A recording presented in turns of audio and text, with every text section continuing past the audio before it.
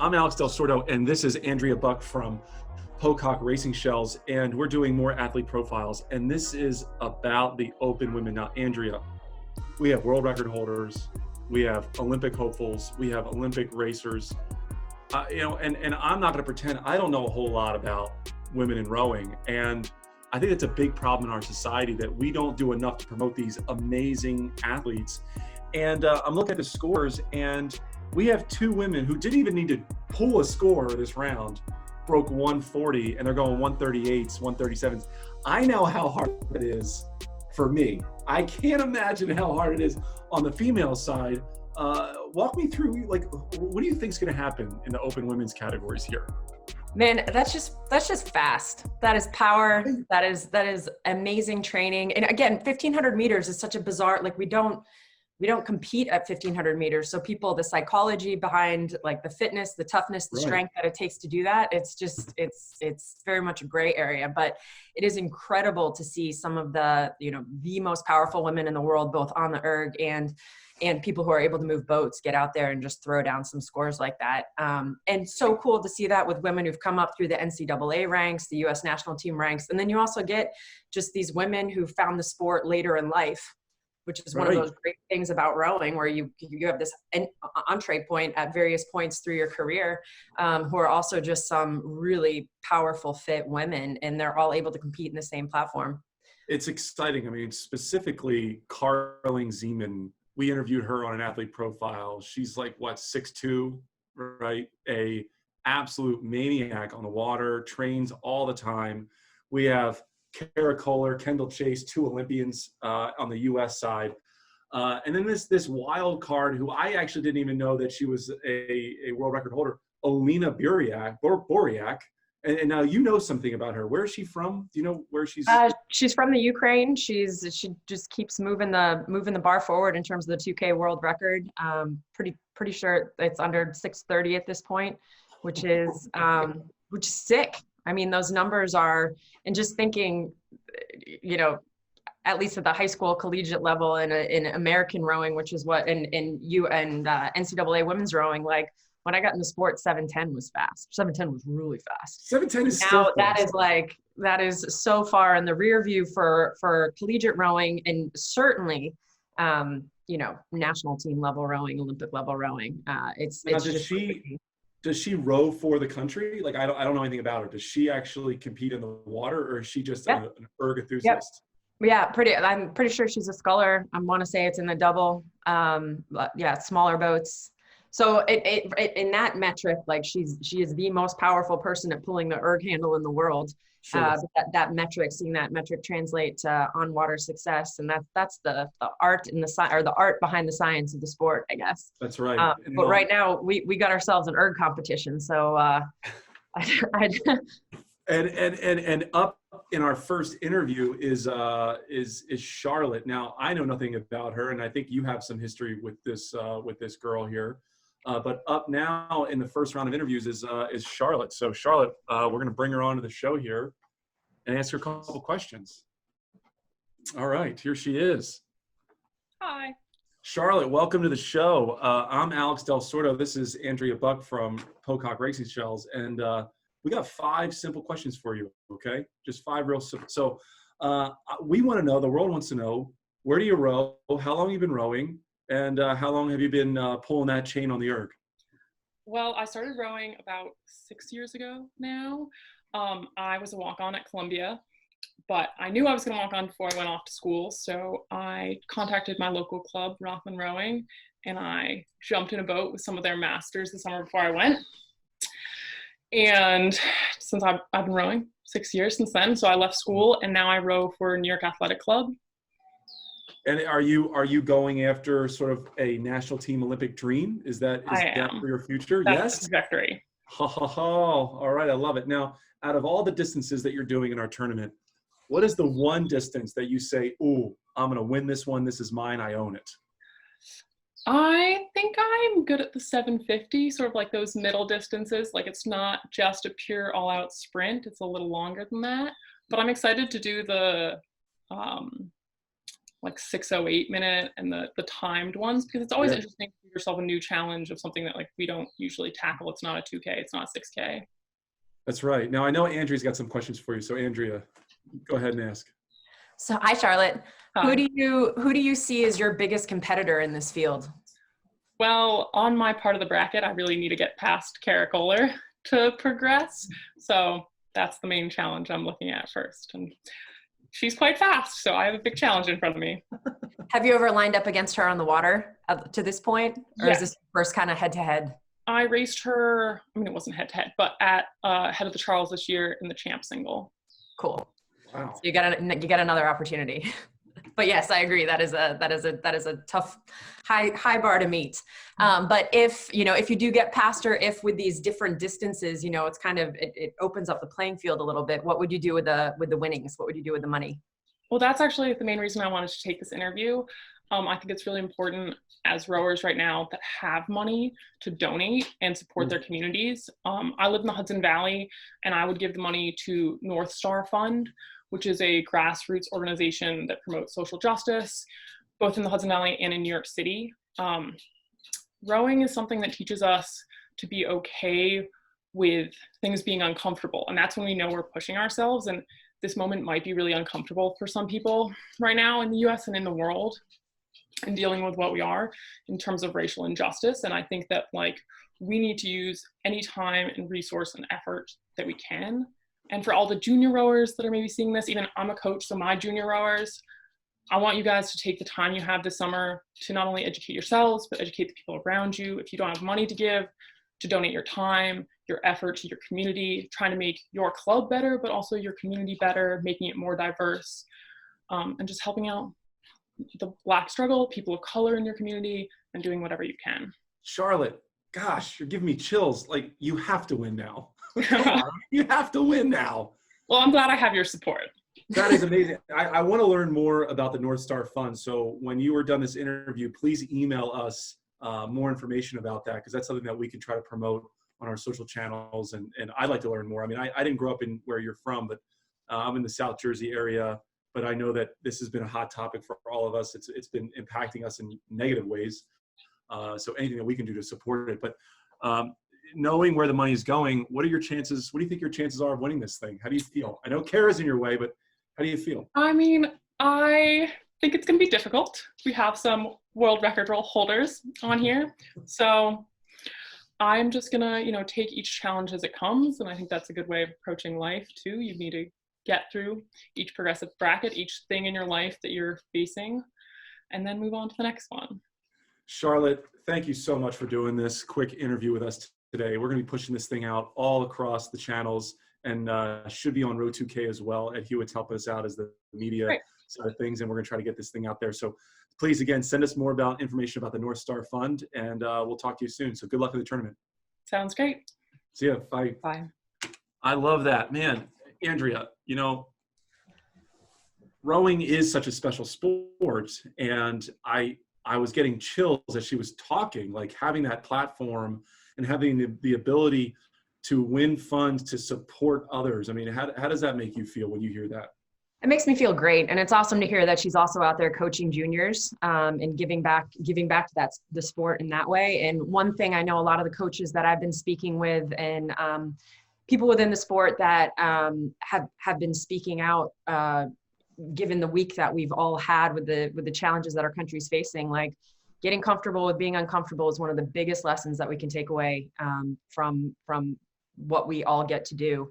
And certainly when you're throwing down and it's just you and the erg, that is a great place for that to manifest itself. But that definitely translates into the impact that we can have out there in the world. So, we have Kendall Chase, a U.S. national team rower, and she's a total badass. And here she is right now. Hi. Kendall. Hey, Kendall. Hi. So Kendall, you've done this with us already. We've done the athlete profile, so we're just going to dive right into this. Tell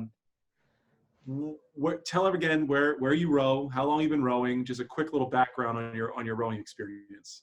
Well, I started rowing as a junior in high school in Colorado at a club called Mile High Rowing.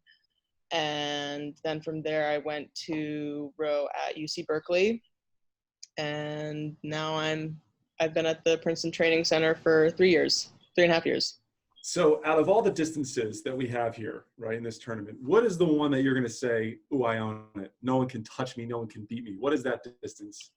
Well, before the distances changed, I would have said the 6,800 meter. I was really banking on that one. I don't know. I mean, the last two are It's 750, and then you have the world record women's 8 of 554. Those are the last two distances. And then isn't there the men's pair time? That's in the elite 8. That would be the 6:08 time for the elite 8. I mean,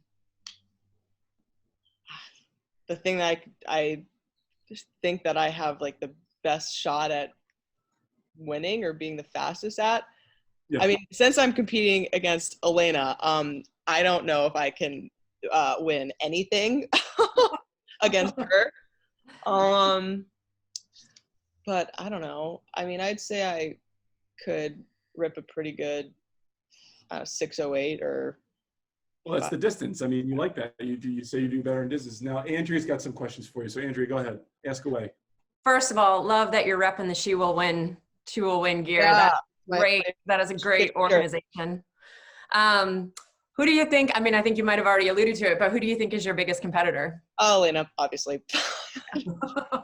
Carling, I think, got Elena in the 1500 though. Is that true, Alex? Yeah. Yeah. So Carling Really? beat Elena by 2 seconds in the 1500 meter piece.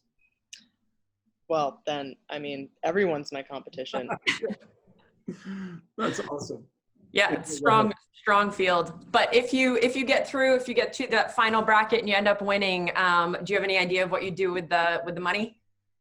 I mean, as of right now, I'd probably find a good organization to donate to, given the current events. That's beautiful. With our world. So yeah, we'll cross that bridge when I get to it, but that's the plan that I have in my brain.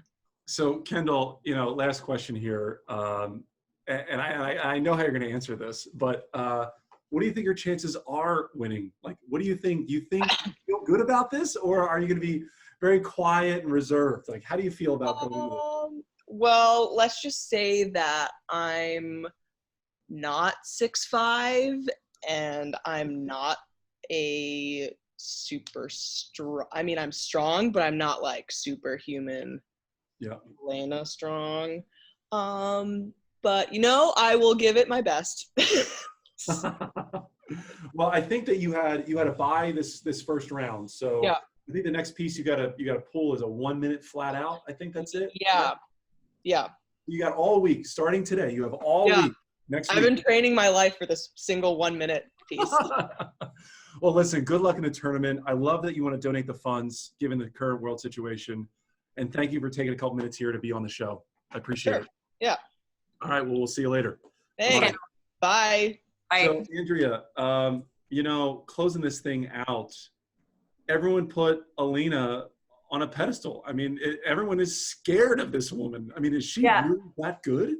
I think as Kendall alluded to, the genetic talent there is off the charts. Is she 6'5"? I mean, is this woman really that big? Is she that tall? Sordo, do your research. Yeah, man. I gotta do my research. Yeah, I mean, we're talking about finding heroes in rowing on a lot of levels, or putting people right. Like we're looking for superstars in the sport. And I think on the women's side, like, she definitely is someone to look up to. You might not. I mean, I certainly don't feel like I see myself when I see her in the boat, but she is a superstar of the sport. I got some good news. I got the producer in my ear here is telling me that Anna's going to be jumping on here in 5 minutes. So great. And we're going to be interviewing her next. So let's just take a quick break and see what she has to say. So Andrea, we got a CrossFitter up now. So I'm really excited about this one.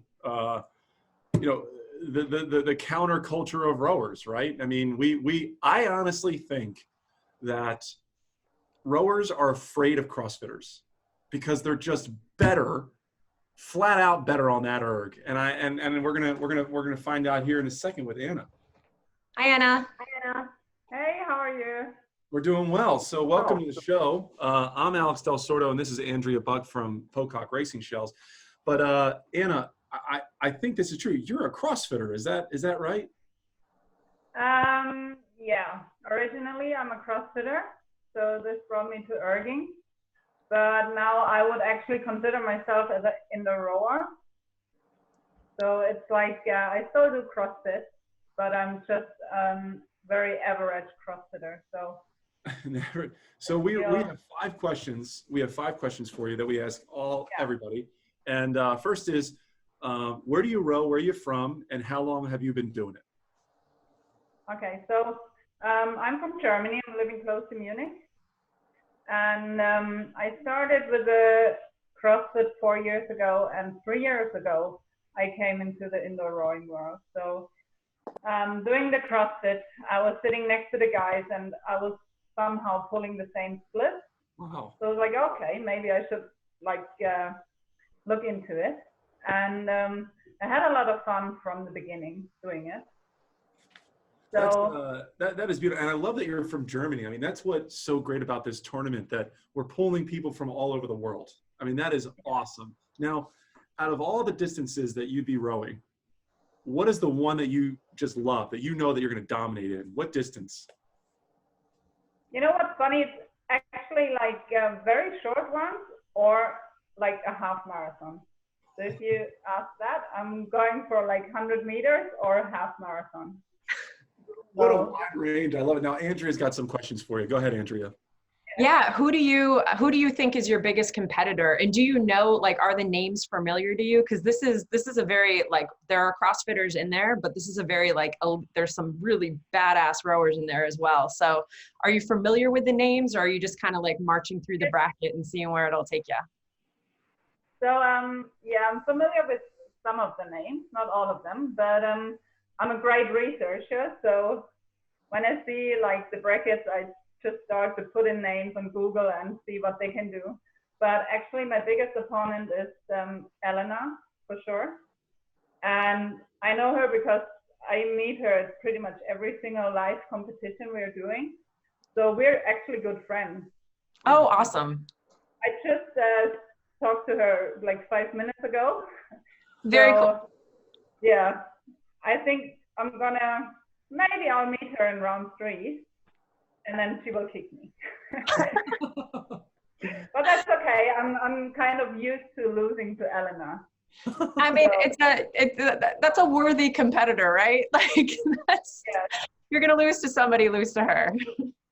Yes, and I'm fine with that. Like, there are pictures. I'm 5'9", so it's like I'm tall, but there are pictures of me and Elena standing next to each other, and she's like, hi there.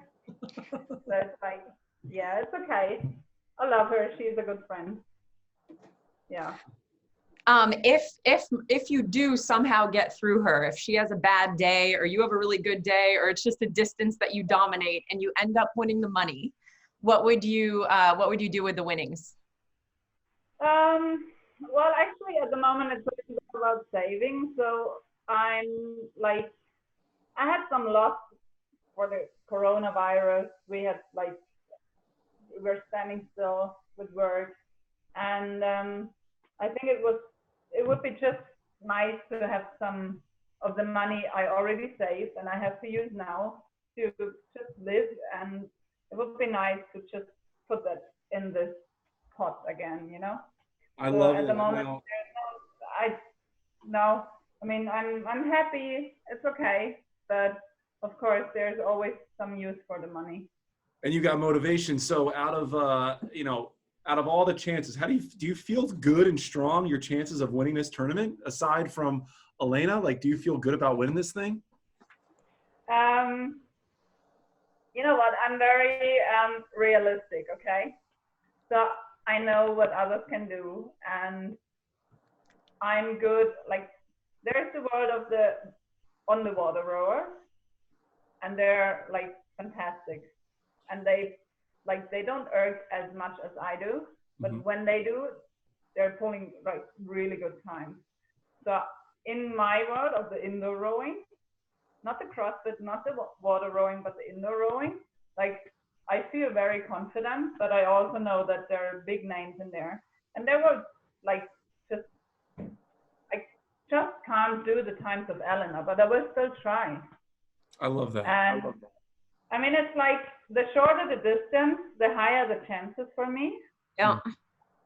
But I guess like because like if I get through the 1 minute, then I might face Elena in the 6-minute piece, and that's like, okay, thanks, bye. But let's see. I will still do my best and just see where it takes me, you know. So. Well, Anna, I am thrilled to have you part of this tournament. I wish you all the luck. We have more interviews to do, but thank you so much for taking the time to talk with us today. You're welcome. Thank you for All right, inviting me. we'll see you later. Bye-bye. So, Andrea, you know, what I love about this is, well, a couple of things. One, they're like friends. She's friends with the number one person. I'm gonna look up that picture right when we're done. I'm gonna find a picture of the two of them. It's gonna be like, but the other thing is, you know, we just had a chance to talk to an enthusiastic, passionate rower from Germany. I mean, how often do athletes from any part of the world get a chance to talk to somebody in another part of the world? I mean, it's very rare, right? Yeah, that was awesome. That was so cool. And it's so interesting for me, and probably for you, like we're so like rowing, we do rowing on the water. Like we erg sometimes, but mostly the sport manifests itself like out on the water. But indoor rowing in and of itself, like outside of CrossFit, indoor rowing is a sport. Like that is her sport. Her sport is indoor rowing, which I guess I know that, but because we boat take rowers. it for granted. We take it for granted. And I'm very interested to see what she does. She obviously takes her craft seriously, and sounds like she trains a lot. And it's so neat to have that kind of just a different path to the same event, where you can still be a competitor. It's weird, right, to think that you and I and all the other rowers out there have used our machine as an angry tool that we just hate. But there's a whole group of people out there, right, that like love it. Yeah, like maybe. Passionate. Well, it'll be interesting. Like there's indoor rowing is a sport. Maybe we need to start calling ourselves the outdoor rowers to differentiate. Oh, hey, you know what? Like at what point is rowing? Right. Rower's Choice owns that. I got to tell you. No, but you know, I wrote down and I highlighted that we called her a CrossFitter, right? But she says, no, I'm a rower. Like I am a rower. And she identified as that. So I think us rowers, air quotes here, need to understand like everyone's a rower if you're on the machine, indoor, outdoor. It's a beautiful thing. So now after hearing everybody talk today, where's your money? Will you put your money on to win the Open Women's Tournament? I mean, I think I got to go with, it's got to be Elena. Like she is, again, unless she has a very, very, very bad day, maybe somebody gets her in a really short distance. Like maybe there is just somebody who's ripping that chain and has some off the charts power. And she's overconfident. You know, I think that there's some sort of window there, but Carling's all over her in the splits. Like there are people who are around her splits, but I think as those brackets narrow, people are gonna, throw everything in the kitchen sink at it, like leave less margin for error. Instead of having someone next to you, right? This is all personal sort of passion, need to win. So talk about intrinsic motivation. Yeah, that's the other thing. Like you just submit your score. Like you're sending it off into the ether. Like you don't know where it goes, which is a weird element too. This was a lot of fun. I hope you enjoyed this one here. We have more to go next week. But there it is, ladies and gentlemen, the Open Women's category, 3 fantastic interviews. And thanks for watching another Coaches, or this is not Coaches. Thank you for watching an Athlete Profile, Rower's Choice.